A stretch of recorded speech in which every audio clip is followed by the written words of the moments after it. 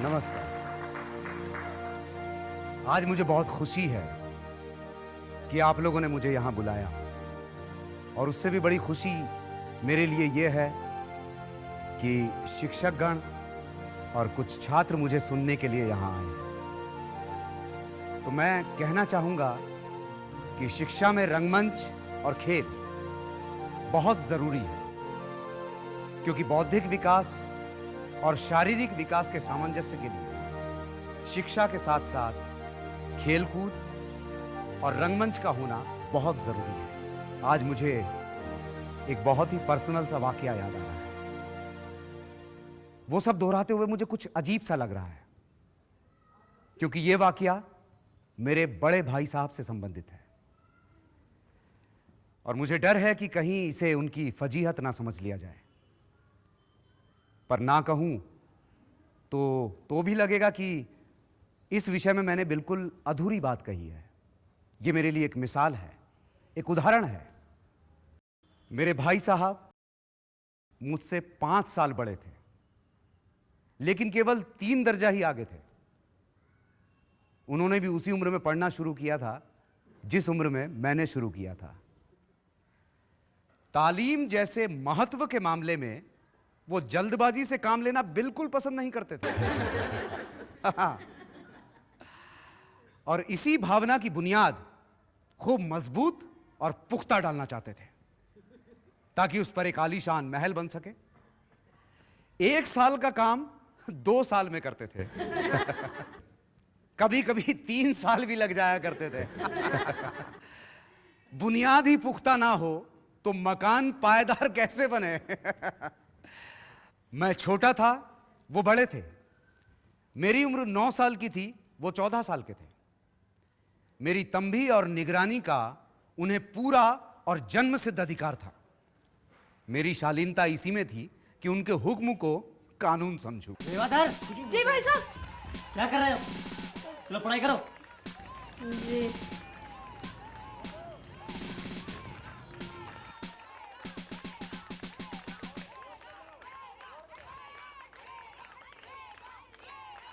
element contemplating.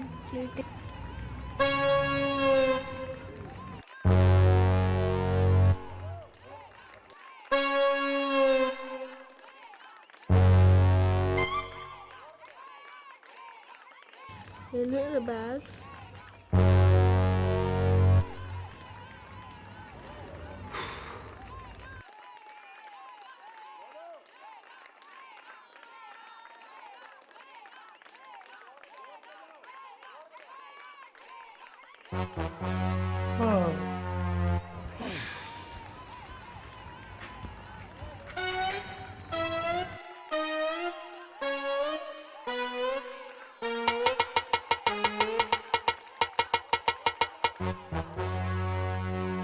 जरूरी पास क्या fail, जरूरी पास क्या फेल।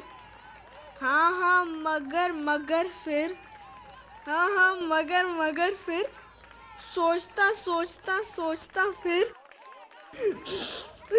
जब तो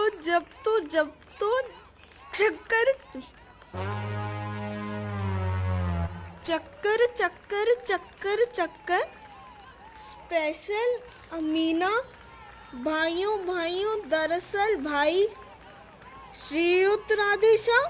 देवाधर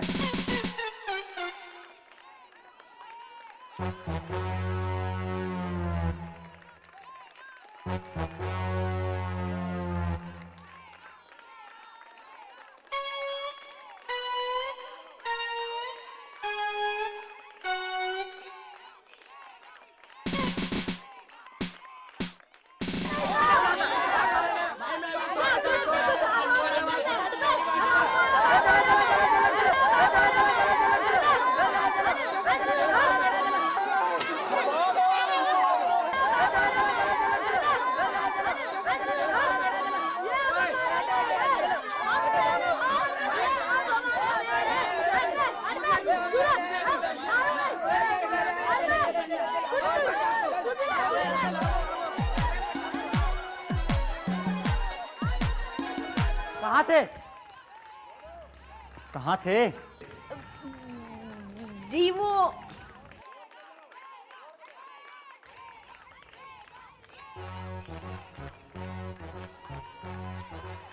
Once upon a time, there lived in a village in Russia a farmer named Paham. He had a big family but only a small piece of land of his own. He was poor and unhappy.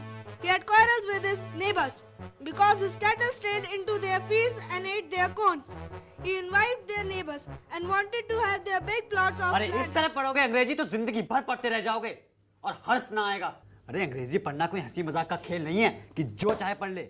यहाँ दिन रात आंखें फोड़नी पड़ती हैं, खून जलाना पड़ता है, तब जाकर विद्या आती है। और आती क्या है, हाँ कहने भर को आ जाती है। अरे बड़े बड़े विद्वान भी अंग्रेजी में लिख नहीं सकते, बोलना तो बहुत दूर रहा। अरे तुम तो इतने बड़े घोंगा हो कि मुझे देखकर भी सबक नहीं लेते। मैं कितनी मेहनत करता हूँ, ये तुम अपनी आंखों से देखते हो ना। और अगर नहीं देखते हो तो ये तुम्हारी आंखों का कसूर है, तुम्हारी बुद्धि का कसूर है। कितने मेरे तमाशे होते हैं, तुमने मुझे कभी वहां जाते हुए देखा? मैं कभी वहां नहीं जाता, हमेशा पढ़ता रहता हूँ। फिर भी एक एक दर्जे में 2-2, 3-3 साल भर पढ़ा रहता हूँ। और फिर तुम ये कैसे आशा करते हो कि यूं खेल कूद कर और वक्त गवाकर तुम पास हो जाओगे? अरे मुझे तो 3 साल ही लगते हैं, तुम तो उम्र भर इसी दर्जे में सड़ते रहोगे। अगर खेलकूद का इतना ही शौक है तो घर चले जाओ। दादा की गाड़ी कमाई के पैसे क्यों बर्बाद करते हो?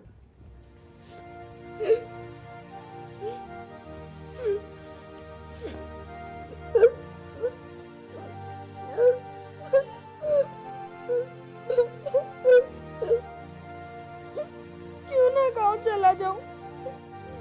जो काम मेरे बस से बाहर है उसमें हाथ डाल के अपनी जिंदगी क्यों खराब करूं? मुझे अपना मूर्ख रहना मंजूर है, पर इतनी जी तोड़ मेहनत मुझसे ना होगी।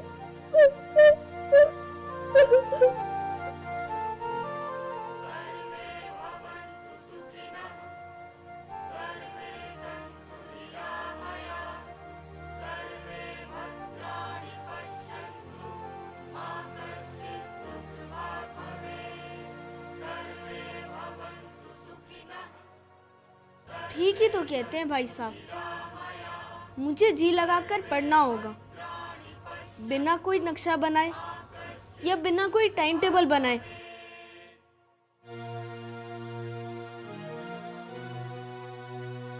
मैं टाइम टेबल आज ही बनाऊंगा।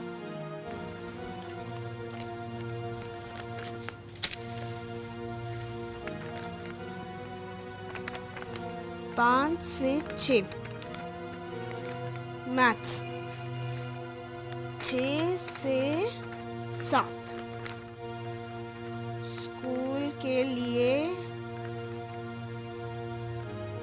तैयार होना, 7 से 8 स्कूल के लिए जाना।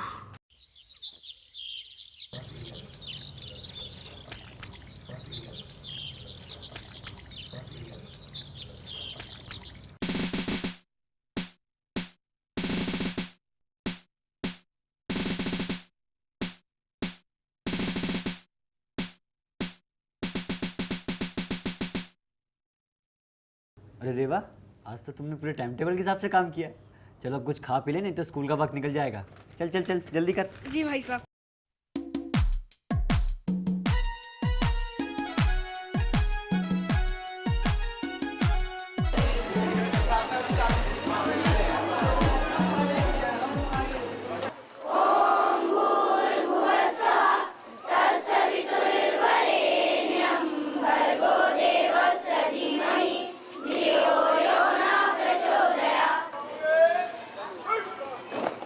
सावधान हो गए, सावधान।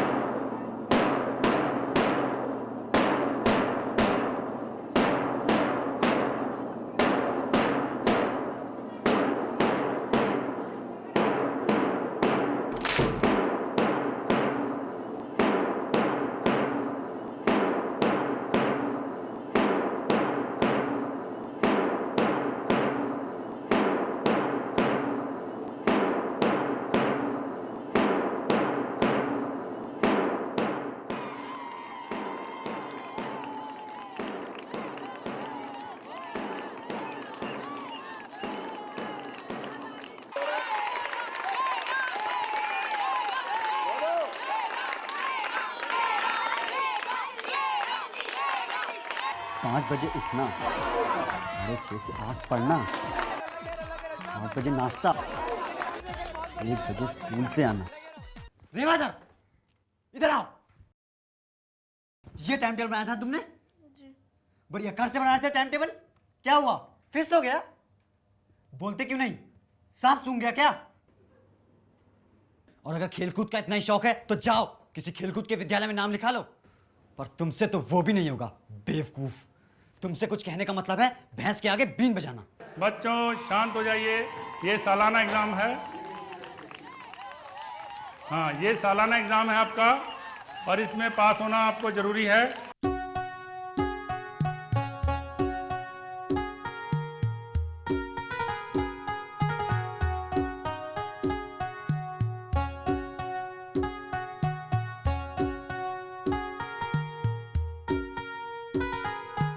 सालाना इम्तिहान हुआ, भाई साहब फेल हो गए और मैं पास हो गया, दर्जे में प्रथम आया। इस तरह अब मेरे और भाई साहब के बीच केवल 2 साल का अंतर रह गया। अरे कहाँ गई आपकी वह घोर तपस्या?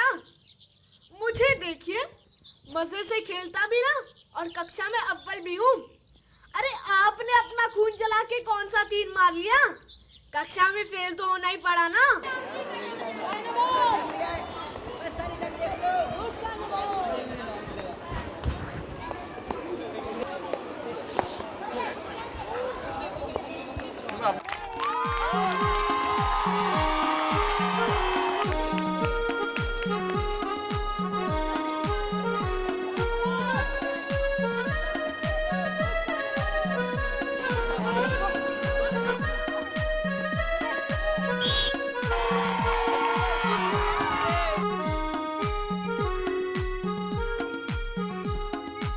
देखता हूं, इस साल तो कक्षा में पास हो गए और अव्वल भी आ गए, तो क्या तुम्हें दिमाग हो गया?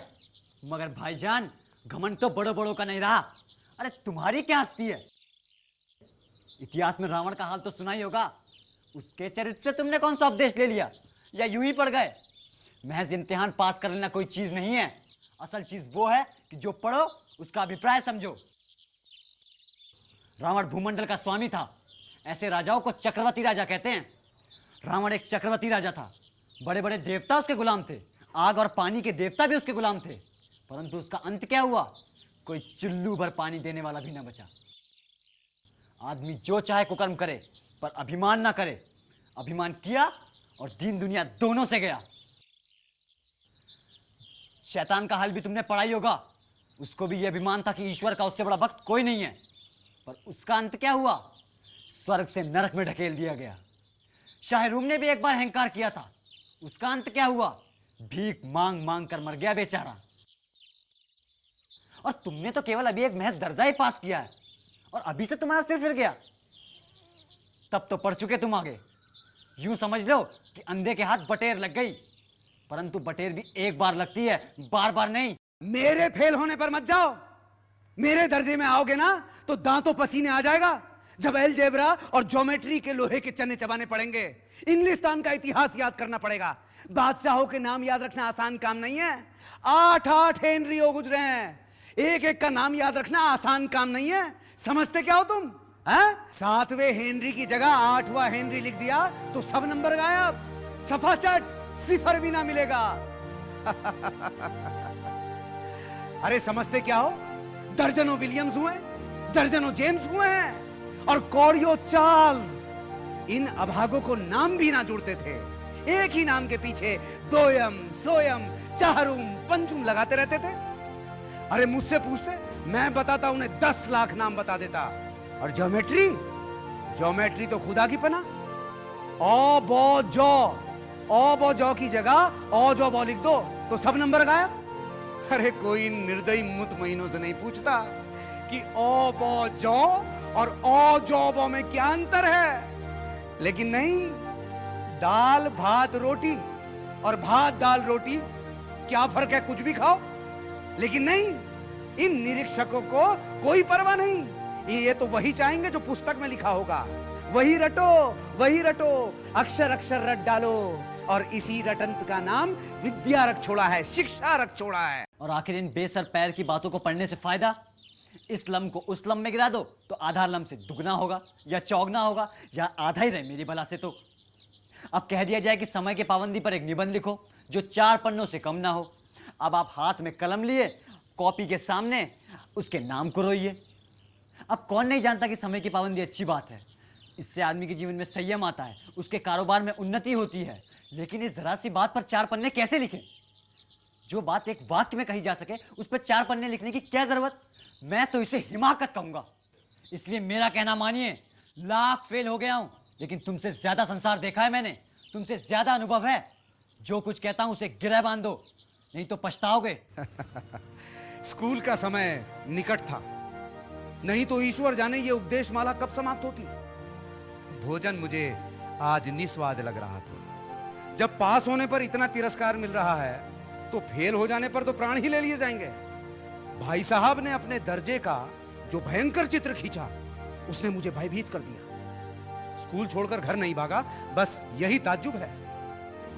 इतना तिरस्कार होने पर भी पुस्तकों के प्रति मेरी अरुचि ज्यों की त्यों बनी रही। लेकिन खेल कूद का कोई भी अवसर हाथ से नहीं जाने देता था। पढ़ता था, मगर इतना कि रोज का टास्क पूरा हो जाए और स्कूल में जलील ना होना पड़े। इस पार्क का जो व्यास है वो 14 मीटर है। हमें ये ज्ञात करना है कि ये बच्चा इस पार्क को चारों ओर जब घूमेगा तो कितनी दूरी तय करेगा। इसके अगर कोई धावक या कोई बच्चा इस पार्क के चारों ओर घूमेगा, उसका एक सूत्र लगेगा। वो सूत्र होगा 2πr। इसी को कहते हैं परिमाप। ठीक है, समझ आ गया? गुड। चलो हो गया मीटिंग। तुम जोर से मारो।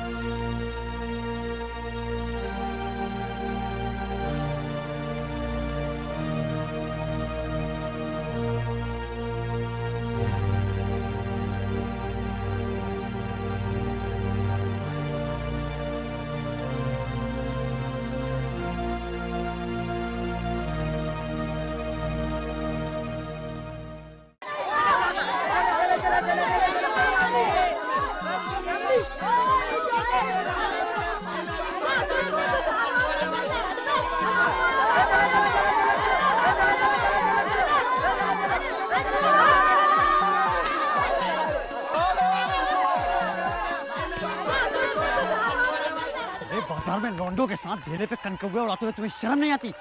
अब तुम्हें इसका भी कोई लिहाज नहीं ना कि 20वीं जमात में नहीं हो बल्कि 8वीं जमात में आ गए हो। अरे एक जमाना था जब लोग 8वीं जमात पास कर कर नायाब तहसीलदार हो जाते थे, और उसी 8वीं जमात में आकर तुम सारे बाजार में इन लौंडों के साथ ढेले के कनकौवे के पीछे दौड़ रहे हो। मुझे तुम्हारी इस कमकली पर शर्म आती है। तुम ज़हीन हो, इसमें कोई शक नहीं। लेकिन ऐसा जहन किस काम का जो किसी की आत्मा और गौरव को ठेस पहुंचाए? और अगर तुम अपने दिल में ये सोचते हो कि तुम भाई साहब से केवल एक दर्जा नीचे हो और भाई साहब को तुम्हें अब कुछ कहने का हक नहीं, ये तुम्हारी गलती है। मैं तुमसे 5 साल बड़ा हूं और रहूंगा। दुनिया और जिंदगी का तजर्बा मुझे तुमसे ज्यादा है। तुम उसकी बराबरी नहीं कर सकते। कल चाहे तुम एमए, डिलिट, डिफिल ही हो जाओ। समझ किताबें पढ़ने से नहीं आती, दुनिया देखने से आती है। अम्मा ने कोई दर्जा पास नहीं किया, दादा भी शायद 5वीं 6ठी जमात से आगे नहीं बढ़ पाए होंगे, और हम दुनिया की सारी विद्या भी पढ़ लें, मगर दादा और अम्मा को हमें समझाने का अधिकार है। वो हमारे जन्मदाता हैं, इसलिए यह अधिकार है, इसलिए नहीं कि उन्होंने विद्या नहीं पढ़ी है। देव ना करे कल को अगर मैं बीमार हो जाऊं तो तुम्हारे तो हाथ पांव फूल जाएंगे। दादा को तार देने के सिवा तुम कुछ भी नहीं करोगे, मगर तुम्हारी जगह अगर दादा हो तो उनके हाथ पांव नहीं फूलेंगे, वो किसी को तार भी नहीं देंगे, घबराएंगे भी नहीं। पहले खुद मरज खोजने की कोशिश करेंगे, और अगर उसमें कामयाब नहीं हुए तो डॉक्टर को बुलाएंगे। हम दोनों चाहे पूरी दुनिया की विद्या पढ़ लें, मगर अम्मा और दादा को हमें सुधारने और समझाने का अधिकार है। इसलिए नहीं कि वो हमारे जन्मदाता हैं, बल्कि इसलिए कि दुनिया और जिंदगी का तजर्बा उन्हें हमसे ज्यादा है। तो भाईजान, अपने दिल से ये गुरूर निकाल देना कि तुम स्वतंत्र हो गए हो। मेरे रहते तुम बेरा ना होने पाओगे, और अगर तुम इस तरह नहीं मानोगे तो मैं इसका प्रयोग भी कर सकता हूँ। आज तुम्हें मेरी बातें जहर लग रही होंगी ना? हरगिज नहीं भाई साहब, आप जो कह रहे हैं वह बिल्कुल सच है, और आपको वह कहने का अधिकार भी है।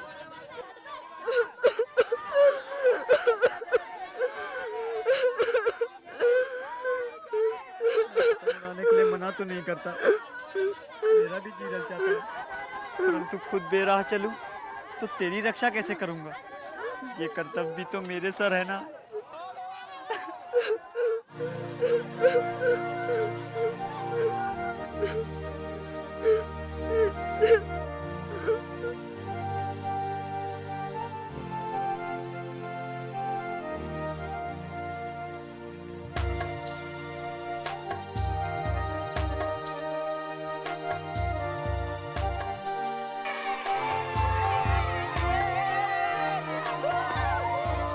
भाई साहब ने कसकर मुझे छाती से लगा लिया। उनके आंसू निकल रहे थे, मैं भी रोने को हो गया। संयोग से उसी वक्त एक कटा हुआ कनकौवा हमारे ऊपर से गुजरा। उसकी डोर लटक रही थी। लड़कों का एक गोल उसके पीछे पीछे शोर मचाता दौड़ रहा था। भाई साहब तो लंबे थे ही, उन्होंने उछल कर उसको पकड़ लिया और बेतहाशा हॉस्टल की तरफ दौड़ पड़े। मैं भी उनके पीछे पीछे दौड़ पड़ा।